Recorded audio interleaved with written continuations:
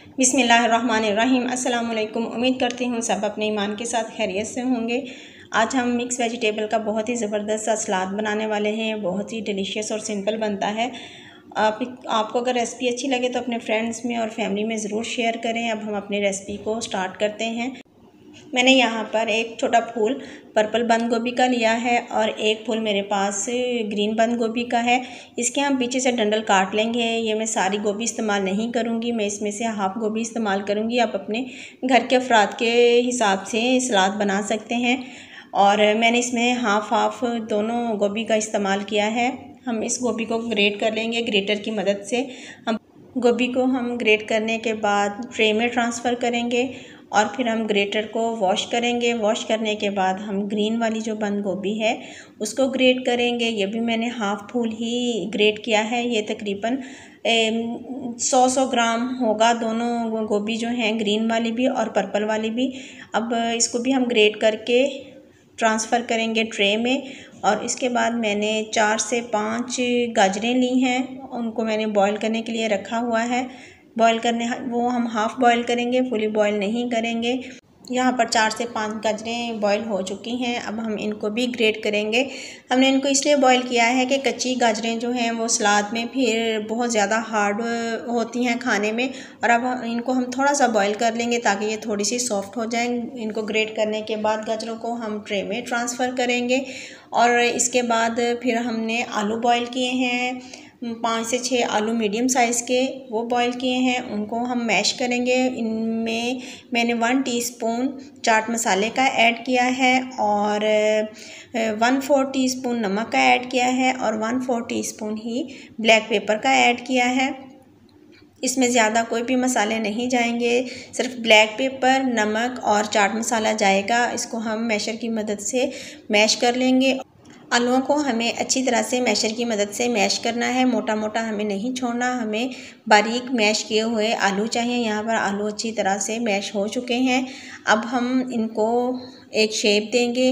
हमने यहाँ पर एक गोल प्लेट ली है, उस प्लेट में हम सब आलूओं को फैला लेंगे।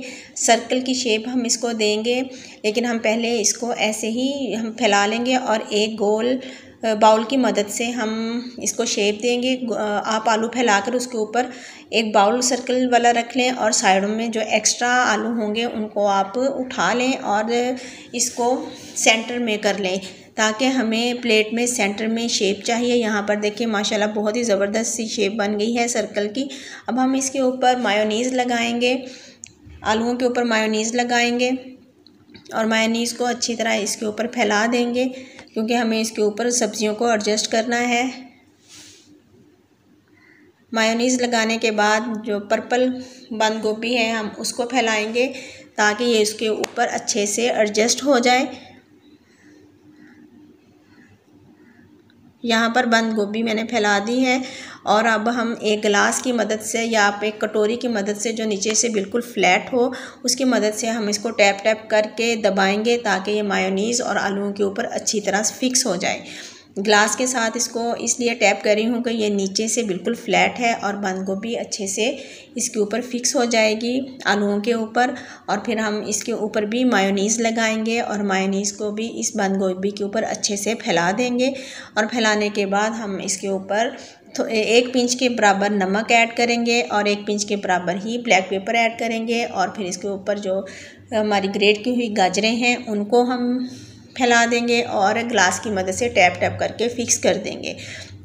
और इन गाजरों के ऊपर भी हम मायोनीज़ लगाएंगे। मायोनीज़ लगाकर इसके ऊपर भी हम 1 पिंच नमक और 1 पिंच ही ब्लैक पेपर का ऐड करेंगे क्योंकि हमें ये नमक और मिर्च के बगैर ही बॉईल की हैं। और यहाँ पर बंद गोभी जो ग्रीन वाली बंद गोभी है उसको हमने एडजस्ट किया है, उसके ऊपर भी हमने यहाँ पर मायोनीज़ लगाई है और 1 पिंच ही ब्लैक पेपर और 1 पिंच ही हमने नमक का डाला है। और फिर से हम उसी बॉल को लेंगे और सर्कल बना लेंगे क्योंकि हमने जो सब्जियाँ लगाई हैं वो इधर उधर फैल गई हैं और इनको सर्कल की शेप देने के लिए और सेंटर में करने के लिए हम दोबारा से बॉल का इस्तेमाल करेंगे और हाथ की मदद से जो एक्स्ट्रा सब्जियां हैं हम उनको उठा लेंगे और फिर हमारे पास एक बहुत ही ज़बरदस्त सी सर्कल की शेप आ जाएगी। और फिर हम इसको दोबारा से थोड़ा सा हिलाकर प्लेट के सेंटर में कर लेंगे, ताकि जो हमारे पास एक साइड में हो गया है वो सेंटर में फ़िक्स हो जाए।